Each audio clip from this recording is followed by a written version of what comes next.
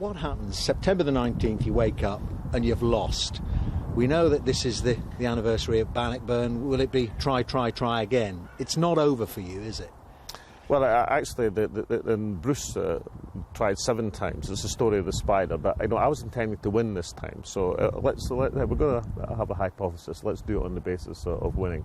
But one of the things that will happen, the referendum takes place just before the Ryder Cup. So I hope and believe that I'll be able to come to the Ryder Cup and enjoy the golf with the referendum campaign over and with a satisfactory result. So that will add to the Ulster. But incidentally, there was absolutely no way. I'm not saying this is what determined the choice of date, but I was going to have the Ryder Cup in the middle of the referendum campaign because I want to be here like everybody else. But with the Yes campaign a long way behind in the polls, does the First Minister really think he can turn it around? Opinion polls tend to ask people, how are you going to vote tomorrow? Yeah. And people answer on that basis. But this referendum's not tomorrow, this referendum's in September. And therefore the campaign you fight to win this referendum is one that engages people, certainly in terms of providing a platform for the white paper, but that engagement is going to culminate in September. That's the point, to be in front, not now. But everyone thinks you've got something up your sleeve. I mean, even if you had, you wouldn't tell me, I know that. But everyone thinks you've got something... That's the definition of having things up your sleeve, isn't it? Exactly. That you're going to produce something. They say, Alex Salmond, he is a formidable political operator. He must have something there. He's going to produce something that's really going to amaze us and really push his campaign forward. Well, I've got absolutely no doubt there'll be a range of amazements over the next 8 months or so. And if those amazements deliver victory for the Yes campaign, what does it mean for the rest of the UK? Well, I think the Scottish economy will benefit from Scottish independence. And what's even more interesting is... But you care about the rest of the UK's economy. Can I come to this just in a second?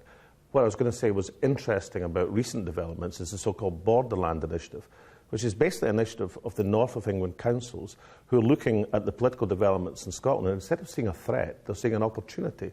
They want closer relationships with Scotland in terms of transport infrastructure, for example. And the reason for that, of course, is they see the power centre moving north as a potential benefit in counterbalancing the huge gravitational pull of London, which has such an influence and in many ways damages the economy of the regions of England even more than it damages the economy and so of therefore Scotland. Could lead to demands, I know they've been discussed in the past, demands for regional councils, regional devolution.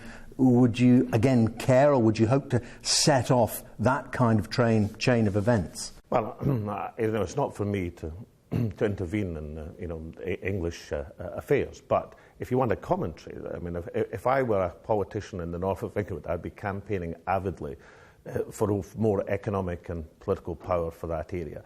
And of course the Borderlands Initiative is a very significant new development because in the past, back in the 70s, people in the north of England, or at least politicians, often saw movement forward in Scotland as a threat. That initiative, encompassing the councils of the north of England and the universities, now see it as an opportunity, and that's the way I think we should increase. But if you were in Cornwall or Wales, would you also campaign for those kind of extra powers? Well, I would, but it's not for me to decide. It's for the people in these areas of England to decide, and of course it's for the people of Wales to decide. Of course, we've had a long-standing alliance with our sister party, Plaid Cymru. And look, there are many people in Wales, for example, cheering Scotland on because the tendency over the last generation has been that as Scotland has had increased power, then Wales has followed that. And therefore, again, it's been a good thing for other areas of the country. If you accept that the National Assembly for Wales is a good thing, I think that, then it's been a good thing for other areas of the country that Scotland's ambitions and opportunities have been started to be fulfilled. You've talked an awful lot over the years about what Scotland has bought and indeed lost through its association with the rest of the United Kingdom. Is it all being one-way traffic in your book, or has Scotland gained in any areas for being part of the United Kingdom? Oh, I've never said that these things are one-way traffic. And incidentally, I've always couched the ambition for Scottish independence in a positive direction. Scotland accepting opportunity, but also responsibility. But put your finger on something that Scotland has gained from being part of the UK. I think if we go back in time, then the trading availability of the empire was a benefit to the Scottish economy. Well, that included slaves. No, I'm not endorsing every aspect of the empire. That's why I said the trading aspect of the empire. But one of the reasons that times have changed, and we need new thinking, of course, is the days when you had to be part of a big state to ensure free trade. These days are over. That everybody has access to free trade, and small states have as much access to international markets as big states. That's one of the things that have changed in the 20th and 21st century, which is why so many countries have become independent.